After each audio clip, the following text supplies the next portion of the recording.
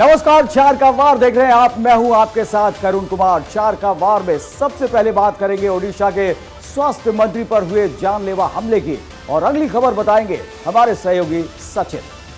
नमस्कार, चार के वार में मैं आपको बताऊंगा जम्मू कश्मीर में आतंकवाद के खिलाफ एनआईए के बड़े एक्शन की पूरी खबर। अगली खबर बताएंगी मेरी सहयोगी सुरभि तिवारी।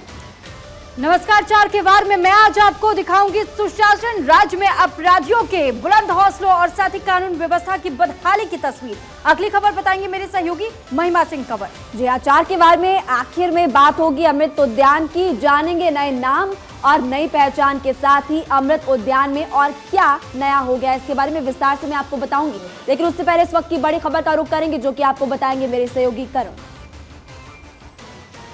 चलिए तो बढ़ते आगे और सबसे पहले आपको दिखाते हैं इस वक्त की बड़ी खबर। ओडिशा के स्वास्थ्य मंत्री नावा कुमार दास पर जानलेवा हमला हुआ है। आरोपी ने उन पर फायरिंग की है जिसमें मंत्री के सीने में गोली लगी है। फिलहाल मंत्री की हालत गंभीर है और उन्हें भुवनेश्वर एयरलिफ्ट किया गया है, जहां स्वास्थ्य मंत्री को देखने के लिए ओडिशा के सीएम नवीन पटनायक अस्पताल पहुंचे। फायरिंग की ये पूरी घटना झारसुगुड़ा जिले के ब्रजराज नगर इलाके में रविवार दोपहर करीब 12:30 बजे हुई। जानकारी के मुताबिक उन पर गोली सुरक्षा कर्मी ने ही चलाई है। गोली मारने वाले हमलावर पुलिसकर्मी वो बताया जा रहा है और खबरों के मुताबिक कार से उतरते ही नवादास पर फायरिंग की गई। रिपोर्ट्स के मुताबिक उन्हें सीने में 4 से 5 गोलियां लगी हैं। ये नवादास जो स्वास्थ्य मंत्री उड़ीसा के, उन्हें गोली मारी और एएसआई जो सुरक्षा कर्मी था उसी ने गोली मारी। 4 से 5 गोलियां लगी ये बताया जा रहा है। एयरलिफ्ट किया गया है उन्हें और जानकारी ली है सीएम नवीन पटनायक ने। तस्वीरें भी हम आपको दिखा रहे हैं किस तरीके से अफरा तफरी का माहौल। एक कार्यक्रम के दौरान ये पूरा हादसा हुआ। कार से जैसे ही उतर रहे थे वो पहले माला पहनाया गया और उसके बाद फिर अचानक से ये गोलियां दाग दी सुरक्षा कर्मी ने, एएसआई ने। 2 तस्वीरें आपके सामने। सुरक्षा में तैनात पुलिसकर्मी वाले ने ही गोली दाग दी। सीएम नवीन पटनायक अस्पताल पहुंचे, हालचाल जाना है। आप दूसरी तस्वीर में देख रहे हैं इस वक्त ओडिशा के स्वास्थ्य मंत्री पर यह जानलेवा हमला। नवादास पर दिन दहाड़े फायरिंग की घटना से सनसनी। तो क्या है पूरी खबर आपको बता रहे हैं। ब्रजराज नगर में कार्यक्रम में शामिल होने पहुंचे थे नवादास और गाड़ी से उतरते ही मंत्री के पास भीड़ जुट गई। भीड़ के बीच एक एएसआई ने गोली चला दी। 4 से 5 राउंड गोलियां चलाई और गोली चलाकर आरोपी ने भागने की कोशिश की। फायरिंग करने वाला एएसआई हिरासत में ले लिया गया है। मंत्री को भुवनेश्वर एयरलिफ्ट किया गया। मंत्री की हालत गंभीर बनी हुई है, नाजुक बनी हुई है। उड़ीसा के स्वास्थ्य मंत्री हैं। झारसुगुड़ा सीट से लगातार तीसरी बार विधायक चुने गए। साल 2004 में पहली बार कांग्रेस से चुनाव लड़ा था। पहली बार चुनाव हार गए थे नवादास। साल 2009 में दोबारा चुनाव उन्होंने लड़ा और वो फिर उस चुनाव को जीतने में कामयाब रहे थे। साल 2014 में भी कांग्रेस से वो जीते और साल 2019 में तीसरी बार इसी सीट से विधायक चुने गए। क्षेत्र के प्रभावशाली नेता माने जाते हैं। फिलहाल बीजेडी में है और उड़ीसा सरकार के सबसे अमीर मंत्रियों में से एक हैं। मंत्री जी के पास 15 करोड़ की कीमत के 70 वाहन बताए जाते हैं और 1 करोड़ 14 लाख की एक मर्सिडीज बेंज भी इसमें शामिल है। तो 2015 में विवादों में भी फंसे थे नवादास। 2015 में सुर्खियों में तब आ गए थे नवादास। विधानसभा में एडल्ट मूवी देखते वो पाए गए थे। 1 हफ्ते के लिए निलंबित भी कर दिए गए थे और तत्कालीन विधानसभा अध्यक्ष निरंजन पुजारी ने उन्हें निलंबित किया था। नवादास ने हालांकि आरोपों से इनकार कर दिया था। कश्मीर में आतंकवाद के खिलाफ केंद्र सरकार जीरो टॉलरेंस की नीति पर लगातार काम कर रही है। इसी कड़ी में आतंक के मददगारों पर राष्ट्रीय जांच एजेंसी यानी कि एनआईए ने बड़ा एक्शन लिया है। ऑल पार्टीज हुर्रियत कॉन्फ्रेंस के खिलाफ एनआईए ने कार्रवाई की है। जांच एजेंसी ने श्रीनगर स्थित हुर्रियत के दफ्तर को सील कर दिया और यूएपीए मामले में एनआईए की तरफ से यह कदम उठाया गया है। आपको जानकारी दें कि आतंकवाद के वित्त पोषण से जुड़े मामले की जांच में जो एनआईए की टीम है हुर्रियत कॉन्फ्रेंस के कार्यकाल पर जो कार्यालय है वहां पर पहुंची और इस दौरान भारी संख्या में स्थानीय पुलिस और सुरक्षा बल मौके पर मौजूद भी रहे। आपको जानकारी दें, एनआईए ने कार्रवाई करते हुए श्रीनगर में ऑल पार्टीज हुर्रियत कॉन्फ्रेंस के कार्यालय पर कुर्की का नोटिस भी चस्पा कर दिया। सूत्रों के मुताबिक जिस इमारत में हुर्रियत कॉन्फ्रेंस का कार्यालय स्थित है वो आंशिक रूप से अलगाववादी नेता नईम खान के स्वामित्व में है, जो वर्तमान में दिल्ली के तिहाड़ जेल में बंद है। एनआईए की ओर से एक विशेष कोर्ट को यह बताया गया था कि इस कार्यालय का उपयोग आतंकवादी गतिविधियों को अंजाम देने और अलगाववादी एजेंडे को आगे बढ़ाने के लिए किया जा रहा था। शनिवार को दिल्ली की पाटियाला हाउस कोर्ट ने श्रीनगर में हुर्रियत कॉन्फ्रेंस का दफ्तर कुर्क करने का आदेश भी दिया था। ऐसे में अब देखना यहाँ पर ये होगा कि आने वाले वक्त में एनआईए की तरफ से और क्या कदम उठाए जा सकते हैं। हालांकि आतंकवाद की कमर तोड़ने के लिए एनआईए लगातार एक्टिव है। आपको जानकारी दें कि जम्मू कश्मीर से लेकर कन्याकुमारी तक एनआईए ने कई जगहों पर छापेमारी की है और जो खास तौर पर आतंकी संगठन से जुड़े हुए संगठन हैं उनके खिलाफ भी कई जगहों पर छापेमार कार्रवाई कर एक्शन लिया गया। हालांकि देखिए, ऑल पार्टीज हुर्रियत कॉन्फ्रेंस पर एनआईए की कार्रवाई लगातार जारी है। श्रीनगर स्थित हुर्रियत के दफ्तर को सील किया गया। दिल्ली की पटियाला हाउस कोर्ट ने आदेश दिया था कार्रवाई करने का। यूएपीए के मामले में एनआईए ने बड़ी कार्रवाई की। अलगाववादी नेता नईम खान की बताई जा रही है इमारत जहां पर यह कार्यालय है, दिल्ली के तिहाड़ जेल में बंद है नईम खान, जिसके नाम पर वो दफ्तर, वो जमीन है। दफ्तर में आतंकवादी गतिविधियां संचालित करने का आरोप बहुत पहले से ही लगता आया है। अब जरा आपको यह जानकारी दें कि आखिर हुर्रियत कॉन्फ्रेंस है क्या। 1993 में इसका गठन किया गया था। 26 अलगाववादी संगठनों का समूह है ये। घाटी में अलगाववादी विचारधारा को बढ़ाने का इस पर आरोप लगता रहा है। कई नेताओं पर देश विरोधी गतिविधियों में शामिल होने का भी आरोप है। भारत की अपेक्षा पाक से रही नजदीकियां हैं और हुर्रियत कॉन्फ्रेंस स्थापना के बाद कई बार टूटी हुई है। साल 2003 में इनमें बिखराव की शुरुआत भी हुई।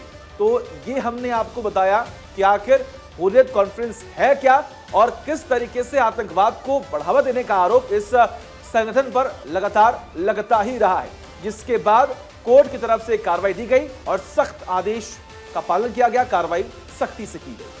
और अगली खबर दिल्ली से जुड़ी हुई और क्या है यह खबर, मेरी सहयोगी महिमा आपको बताएंगी। जी बिल्कुल सुरभि, तो देखिए अगली बड़ी खबर जो है वो दिल्ली स्थित राष्ट्रपति भवन से जुड़ी हुई और राष्ट्रपति भवन के मुगल गार्डन का नाम अब बदल दिया गया है। अब इसकी पहचान अमृत उद्यान के नाम से होगी। आज राष्ट्रपति द्रौपदी मुर्मू इसके उद्घाटन कार्यक्रम में शामिल हुई। अब आम जनता के लिए अमृत उद्यान 31 जनवरी को खोला जाएगा और 26 मार्च तक लोग यहां पर घूम सकेंगे। हर साल की तरह इस बार भी 5 से 6 लाख लोगों के आने की उम्मीद है। जनता के लिए पहली बार इसे देश के पहले राष्ट्रपति डॉक्टर राजेंद्र प्रसाद ने खुलवाया था। यहाँ पर ब्रिटिश और मुगल दोनों के गार्डन की झलक मिलती है। राष्ट्रपति भवन बनाने वाले आर्किटेक्ट एडविन लुटियंस ने इसे बनाया था। उद्यान में आने वाले लोगों की सुविधा के लिए कई बदलाव भी किए गए और सभी पौधों के पास QR कोड लगाया जाएगा। अगर कोई भी इसे स्कैन करेगा तो उसे पौधों से जुड़ी जानकारी, सारी जानकारी मिल जाएगी। इसके साथ ही 20 प्रोफेशनल तैनात किए जाएंगे जो कि लोगों को गार्डन के बारे में जानकारियां देंगे। अमृत उद्यान 15 एकड़ में फैला है। गार्डन को राष्ट्रपति भवन की आत्मा माना जाता है। इसमें 138 तरह के गुलाब, 10,000 से ज्यादा ट्यूलिप बल्ब और 70 अलग अलग प्रजातियों के लगभग 5,000 मौसमी फूलों की प्रजातियां भी है। तो दिल्ली से अक्षय राय हमारे संवाददाता इस खबर पर और ज्यादा जानकारी विस्तार से देंगे। अक्षय, ये जानकारी फिलहाल मिल रही है कि स्कैन करेंगे और स्कैन के जरिए फिर और ज्यादा जानकारी कौन सी प्रजाति का फूल है उसके बारे में विस्तार से जानकारी भी ले सकते हैं, विस्तार से बताइए। देखिए, जिस तरह से मुगल गार्डन का नाम बदल करके अमृत उद्यान कर दिया गया है, ये माना जा रहा है कि जिस तरह से प्रधानमंत्री नरेंद्र मोदी ने 15 अगस्त के दिन लाल किले की प्राचीर से ये घोषणा की थी कि जो भी गुलामी की जो जंजीरों को बताते हैं, जो गुलामी की याद दिलाते हैं, उनको बदला जाएगा। राष्ट्रपति भवन में मुगल गार्डन का नाम बदलकर अमृत उद्यान कर दिया है। इससे एक बड़ा संदेश देने की कोशिश की गई है। आज राष्ट्रपति द्रौपदी मुर्मू ने बाकायदा उसका उद्घाटन भी कर दिया। साफ तौर पर है कि जिस तरह से अमृत उद्यान का नामकरण किया गया है, उसके बाद QR कोड भी लगाए गए हैं, जिससे कि तमाम तरह की जो फूलों की प्रजातियां हैं, फलों की प्रजातियां हैं, उससे लोगों को जानकारी मिल सकेगी। और जिस तरह से इसका नामकरण किया गया है, अब बीजेपी के तमाम बड़े नेताओं ने इसका समर्थन भी किया है। हालांकि विपक्ष है उस पर कहीं ना कहीं राजनीति करने की कोशिश कर रहा है। चाहे आचार्य प्रमोद कृष्णम की बात करें या समाजवादी पार्टी की बात करें, सभी ने आलोचना की है कि राष्ट्रपति भवन का ही नाम क्यों न बदल दिया जाए। तो साफ तौर पर है कि राजनीति शुरू हो चुकी है, लेकिन एक तरफ से देखा जाए तो स्वतंत्रता के बाद और खास करके मोदी सरकार आने के बाद कई नामकरण हुए हैं, खास करके बिल्कुल अक्षय, इसी पे जानना चाहेंगे आपसे कि ये जो नाम में बदलाव है इसको किस तरीके से लिया जा रहा है और कई बदलाव यहाँ पर मुगल गार्डन में जो कि अब अमृत उद्यान के नाम से जाना जा रहा है इसमें किए गए हैं, जरा उसके बारे में बताइए।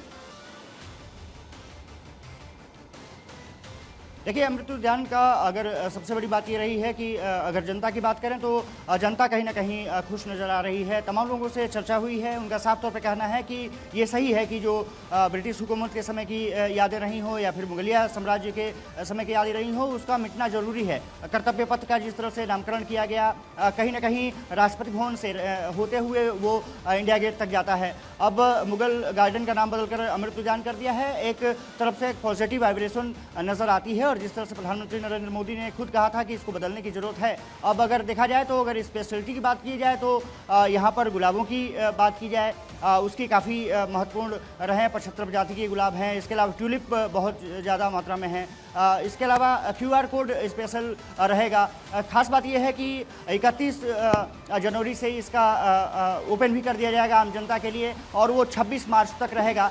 सिर्फ सोमवार का दिन और इसके अलावा जो होली का दिन है उसको छोड़ दिया जाए तो ये सभी दिन जनता के लिए खुला रहेगा। हालांकि कुछ ऐसे इंपॉर्टेंट डे भी रखे गए हैं जो कि सिर्फ गणमान्य नागरिकों के लिए, महत्वपूर्ण लोगों के लिए खोले जाएंगे। लेकिन साफ तौर पर है कि एक बार जब अगर इस अमृत उद्यान में पहुंचेंगे तो वहां पर लोगों को काफ़ी कुछ ऐसी चीज़ें देखने को मिलेंगी जो कि उन यादों से दूर ले जाएंगी जो कि हमारी इतिहास में रही हैं। बिल्कुल, टाइमिंग भी बढ़ा दिया गया है और इतिहास में जो चीजें हैं उनके बारे में यहाँ बताया जाएगा और साथ ही 2 बार मॉनसून में भी किस तरीके का यहाँ रंग होगा ये देखने को मिलेगा। अक्षय, बहुत बहुत शुक्रिया तमाम जानकारी के लिए। बढ़ते आगे और एक बड़ी खबर आपको बता दें, राजस्थान के भरतपुर में चल रहा सेना का ऑपरेशन खत्म हो गया है। इसके बाद मलबे को ट्रकों में भर कर ले जाया गया। सूचना है कि सेना ने जहाजों का ब्लैक बॉक्स भी बरामद कर लिया है। हालांकि ब्लैक बॉक्स मिलने की आधिकारिक पुष्टि अभी तक नहीं हुई है। दरअसल कल भरतपुर में वायुसेना के सुखोई 30 और मिराज 2000 विमान हादसे का शिकार हो गए थे, जिसके बाद इलाके में सेना ने सर्च ऑपरेशन चलाया था।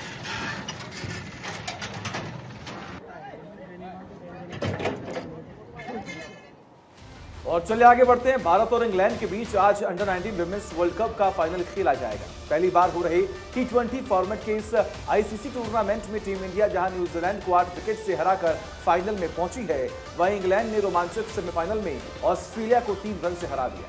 देखिए, दुनिया जीतने को तैयार भारत की बेटियां। अंडर 19 विमेंस वर्ल्ड कप के फाइनल में इंग्लैंड से भिड़ंत। साउथ अफ्रीका के पोचेस्ट्रूम में होगा अंडर 19 विमेंस क्रिकेट के सबसे छोटे फॉर्मेट का सबसे बड़ा मुकाबला। टूर्नामेंट के दोनों सेमीफाइनल मुकाबलों के बाद यही होगी फाइनल की जंग। भारत और इंग्लैंड के बीच होगी खिताबी टक्कर। भारत और इंग्लैंड टूर्नामेंट की टॉप 2 टीमें साबित हुई। भारत ने अपने वर्ल्ड कप अभियान की शुरुआत मेजबान साउथ अफ्रीका को हराकर की। भारत ने फिर UAE को 122 और स्कॉटलैंड को 83 रन से हराकर पूल डी में टॉप किया। टीम इंडिया 4 पॉइंट्स के साथ सुपर 6 स्टेज में पहुंची, जहां पहले ही मैच में भारत को ऑस्ट्रेलिया ने 7 विकेट से हरा दिया।